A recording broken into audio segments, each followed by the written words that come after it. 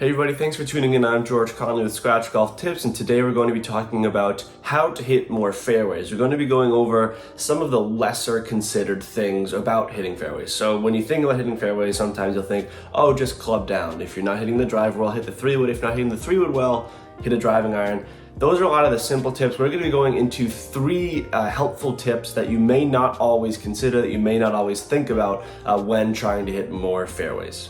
So first off, let's talk about the importance of hitting fairways in case you're not convinced already that you should be hitting more fairways. Obviously, getting the ball in the short grass is a huge relief for anyone off the tee, especially golfers with higher handicaps. When you're in the fairway, generally, you're going to have a good lie, not only in terms of grass height, you'll be in the short grass, quite literally, but you'll also likely have a flatter lie. If you miss to the left or right in the rough, usually there's some more hills, mounds, undulations that you have to deal with.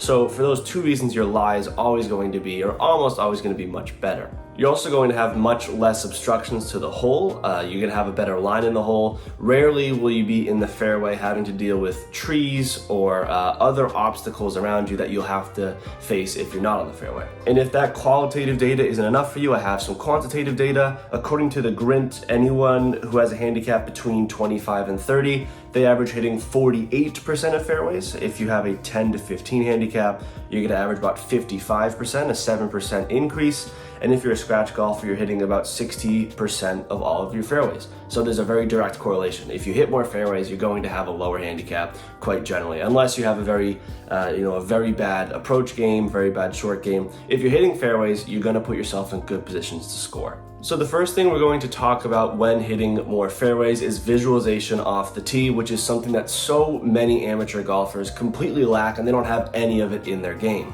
If you've ever watched the PGA Tour, LPGA Tour on the television, you'll often see players stand directly behind their ball and look up. Maybe they'll hold their club up. What they're doing there is they're looking at their lines, their target line, their end line, and they're visualizing how the ball is going to fly in the air. If you play golf somewhat consistently, you generally have a pretty good idea of what your ball flight is.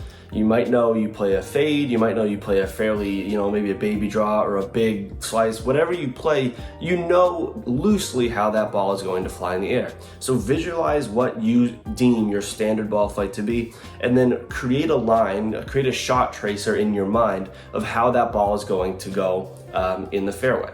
This is also a great technique because it's an affirmative action, meaning you're looking at what could happen right. When a lot of people in golf, they'll see, a bunker on the left and water on the right, and they'll stand over the ball thinking, oh, I hope I don't hit it in the bunker, I hope I don't hit it in the water, and that's your swing thought. You're thinking about what could go wrong. When you properly visualize a good shot, your mind is set on what's right. Next, we're going to talk about being conscious of wind, which is something that a lot of people think they think about, but it really is quite heavily overlooked. Now, if you're hitting a 50-yard pitch shot and the wind is 10 to 15 miles an hour, it's not going to really affect that ball. It'll have a little bit of effect, certainly, but when you're hitting a 250, 300-yard driver, that ball is higher in the air, it's going to be in the air much longer, and it's going to be much more affected by the wind. So if you're on the tee and you feel, anything from 5 miles an hour to 10, 15, 20, whatever it is, unless it's like 2 miles an hour, that wind is absolutely going to affect where your ball lands. This is especially true of people who have spinnier ball flights. If you hit a really big fade, really big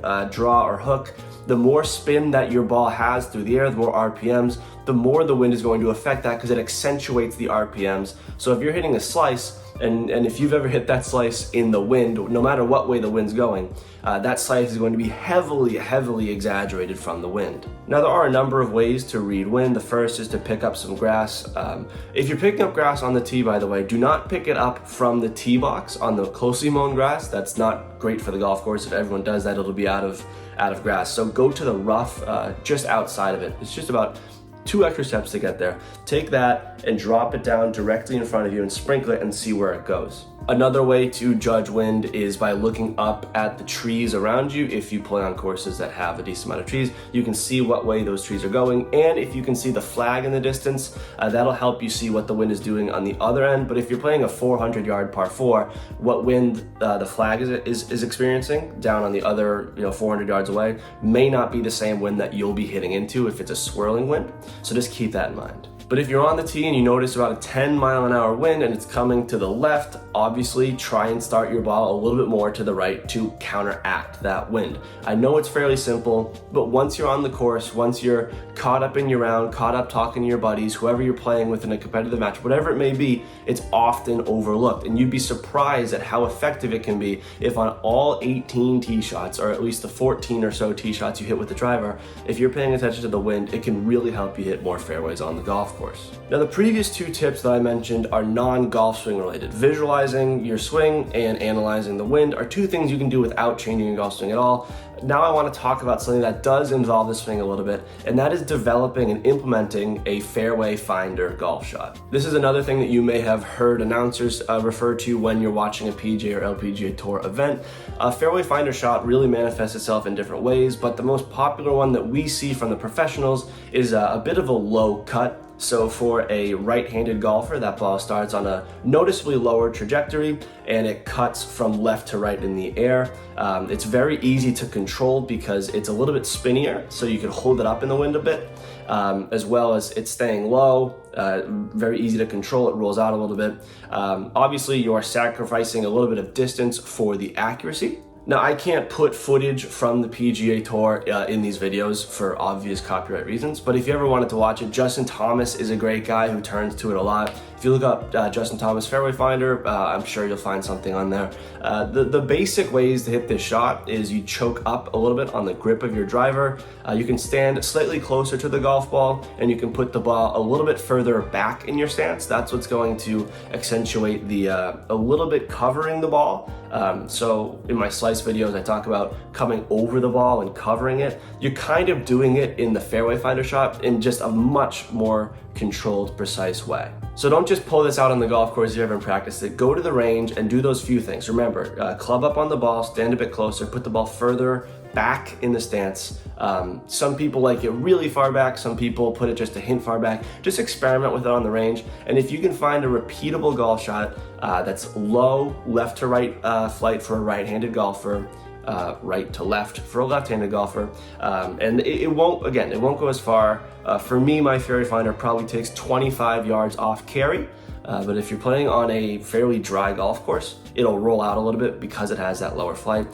This is a great shot that I turn to, especially on tight fairways. I know that there are a lot of golf courses that have tight fairways, but you're rewarded by getting in the fairway because it's a short hole, maybe a short hole with an easy approach shot. So I always turn to that shot for that.